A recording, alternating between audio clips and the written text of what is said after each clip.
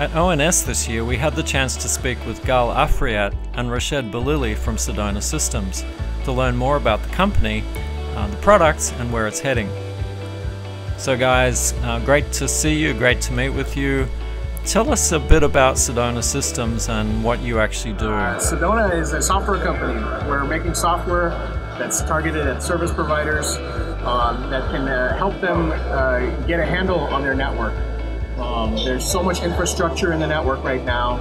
There's the IP infrastructure, the optical infrastructure, being managed by two separate teams that don't talk to each other very well, but they need each other and they depend on each other. So we bring software to the table that actually helps unify not only the visibility that the service providers have into their networks, but also can help the teams that are currently disconnected communicate with each other in a common language.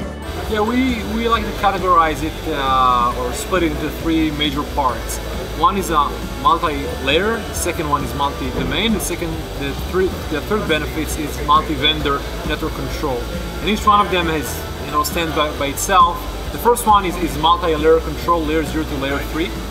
The second item would be the multi-domain control, where the domains can be either a physical domain or logical domains within the network. We collapse them together.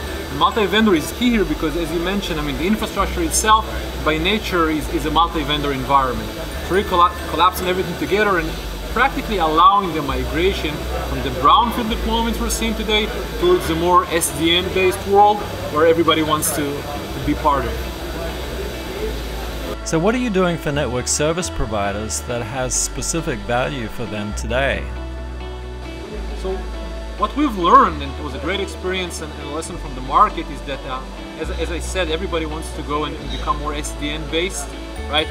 People are talking about it for years now, but there is still network out there that somebody needs to take care of, that somebody needs to help with abstract it and migrate the environment that they need to operate on from what's out there already towards something that is more software-based. And we're seeing a lot of interest in helping with this migration process. One of the first applications we introduced to the market, we call it network discovery, is the ability to first discover the network and abstract it so the upper layer that can provide the logic or the application or the orchestration layer that everybody's talking about can actually assume that the data in front of them is correct and accurate and, more importantly, up to date.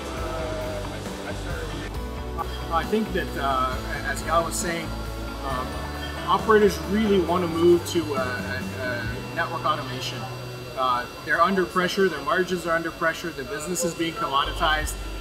It's becoming very difficult for them to grow to meet the needs of their customer base because they're dealing with a product that's more and more expensive for them to provide. So they're looking for anything that's going to help streamline their operations, that's going to help them save money on network build-outs. And the reason that they're looking to create this financial cushion for themselves is really they want to have money to reinvest into their architecture, to grow it, to bring in more customers and deploy additional services. So we're empowering them to find the savings that exist in their network, to delay some of the expenditures that are not necessarily required with proper understanding of the network, and that actually frees them up to be able to evolve their network to provide the kind of services that customers are expecting nowadays. I'll just add to that we're seeing in terms of terminology, we've seen a transition from people talking about SDN, we're now starting to talk about network automation. Because now it's like they found the role of software-defined, or what are we going to do with the software? We're going to automate a lot of the network activities. So we're seeing more and more network automation as the goal that people anticipate or hoping to get using software. And what would be some good examples of network automation scenarios? Sure. So as Rached said, you have multiple aspects. One is streamline operational activities, right? So for example, you want to do a maintenance activity. Right now it's a tedious process, multiple steps, a lot of manual process in the middle, right? You can automate a lot of those activities. You can guarantee, for example, before taking down a resource, that you've cleaned out all the services, that you rerouted services that are a high priority, just to take it into account and make sure that you're not affecting SLA. That's the example from the operational perspective. You can also look about something that can reduce the cost per bit, provide significant CapEx savings. For example, the multi-layer restoration, where you can start using the advanced hardware devices like CDC ROADMs in order to allow protection in the optical layer, and the ability to orchestrate between the IP and optics, because eventually a lot of the time the optical layer serves the IP layer, so the ability to coordinate it, that's what we call the multi-layer control, can provide significant savings by removing a lot of overlap in terms of protection that nowadays has been provisioned in both IP and optics. So service providers are looking for this kind of automation to reduce costs from an operational perspective, an OpEx budget, and on the other hand, of course, reduce the cost per bit from CapEx perspective. Some of these growth challenges, some of these evolutionary challenges in the network, the vendor community has responded to the challenges that are faced by service providers with a mountain of technology. And service providers are, they have this technology in their hands, but there's so much data out there, there's so much complexity out there, that they're actually not able to extract all the value that's available to them from the technologies that they already possess. So there is a challenge in trying to leverage the capabilities of the different parts of the network. In one area of focus, we're very focused on multi-layer networking. It's intelligently leveraging the capabilities that each of the layers of the network has to respond to failure, to respond to growth, to deploy services dynamically, and finding the right place to leverage a technology so that we minimize the cost to the service provider and maximize the agility and reliability that you get out of it. So what do you see as Sedona's role in automation beyond enabling it with IP optical discovery? For instance, does Sedona have automation applications that run on the NetFusion platform? Yes, actually, Sedona was designed from the ground up to be an active participant in the SDN ecosystem that's come into focus in the last several years.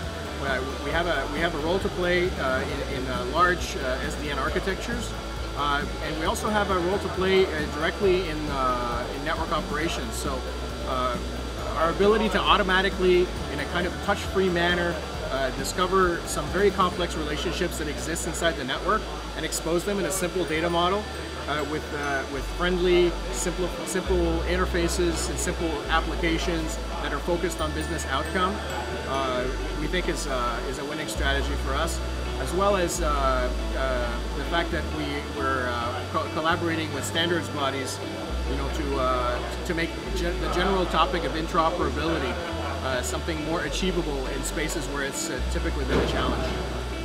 I would just add to that Sedona role around automation actually has two parts. One is, we provide some application that can provide a lot of network automation functions. On the other hand, we empower and we help others to achieve their goals as well, because we believe in openness. So let's assume we discover the network, we share this information with other systems as well. It's part of our philosophy. The data should be owned by the service provider. They should be able to leverage it to other systems as well. So for example, we're seeing more and more service orchestrators being introduced to the network. We are open in the sense that we actually provide them what we discovered from the network, so now they can take smart decisions and help the service provider achieve the network automation we discussed previously. So at ONS this year, we've heard a lot about network controllers and service orchestrators. So I'm wondering, where does NetFusion fit in this evolving architecture that includes network controllers, IP and optical domain controllers, and service orchestrators? I think it's a great question because sometimes the boundaries are a bit vague. We're seeing a consolidation in the industry and understanding that there are domain controllers, as you described. They're usually being provided by the vendors, right? So in the optical space, it's more clear where for each optical vendor you get like a domain controller and SDN controller. In the IP, it's more there's more interop, but again, there are domain controllers for controlling the IP layer. And then someone needs to be able to talk to different controllers because they're not based on standards, and to be able to abstract the physical network. Right? So the orchestration layer wants to be able to interact with something that's completely abstracted. That's the fundamental role of the network controller. But it's not just that. It's actually helping the service orchestrator that has a wider role in the ecosystem to not take care or not to be bothered by the infrastructure itself. So the network controller can actually take action in terms of helping them provision the different domains and making sure they're getting a seamless, I would call it, experience when you're trying to provision a circuit, for example. What the network controller is not doing is not, for example, touching the boundaries or the system that the service orchestrator has to deal with, for example, customer portal, inventory system, service fulfillment, all those activities that has to be fulfilled in order to activate a service. So the network controller is basically the infrastructure expert that needs to first abstract the network, but then also help with activating or provisioning services into the network itself.